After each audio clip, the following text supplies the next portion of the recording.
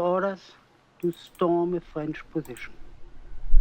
We got in, and my comrades fell right and left of me, but then I was confronted by a French corporal, he with his bayonet at the ready, and I with my bayonet at the ready. For a moment, I felt the fear of death. And in a fraction of a second, I realized that he was after my life exactly as I was after his. I was quicker than he was. I tossed his rifle away and I ran my bayonet through his chest. He fell, put his hand on the place where I had hit him, and then I thrust again. Blood came out of his mouth and he died. I felt physically ill. I nearly vomited. My knees were shaking and I was, quite frankly, ashamed of myself. My comrades, I was a corporal there then, were absolutely undisturbed by what had happened. One of them boasted that he had killed a Paulie with the butt of his rifle. Another one had strangled a captain, a French captain.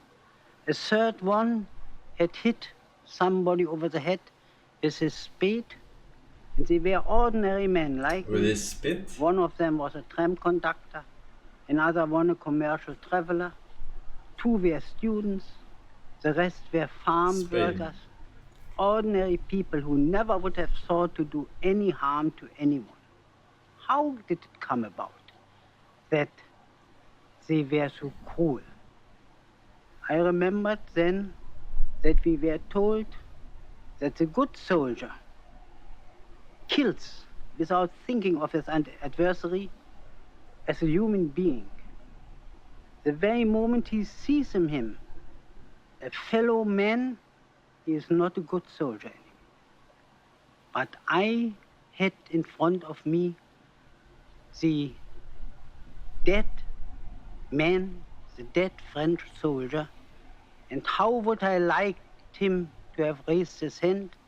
I would have shaken his hand and we would have been the best of friends, because he was nothing like me but a poor boy who had to fight, who had to go in with the most cruel weapons against a man who had nothing against him personally, who only wore the uniform of another nation, who spoke another language, but a man who had father and mother and a family perhaps.